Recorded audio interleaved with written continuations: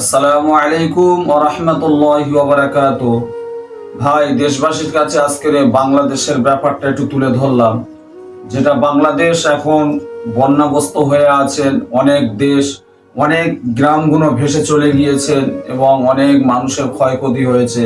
অনেক বাচ্চা, অনেক বৃদ্ধ যারা দুনিয়াতে বিদায় নিয়ে চলে গেছে, হাজার হাজার মানুষ ভাই দুনিয়াতে বিদায় নিয়ে চলে গিয়েছে। আজকের বাংলাদেশের অনেক জায়গা থেকে অনেক মানুষ আসছে তাদেরকে সহযোগিতা করা।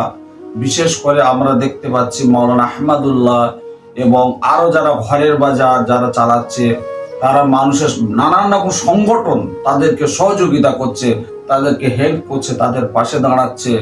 ভাই, এটা একটা বিশাল বড় একটা সাদকায়ে জারিয়া। কেননা আমরা ওদের জন্য দোয়া করব যারা এই অসহায়গ্রস্ত মানুষ তাদের পাশে দাঁড়াচ্ছে, ভাই তাদের জন্য দোয়া করব। আল্লাহ পাক যেন তাদের হাতটাকে আরো মজবুত করে দেয় এবং মানুষকে সহযোগিতা করার যেন আরো তারা যেন পাটাকে এগিয়ে যেতে পারে।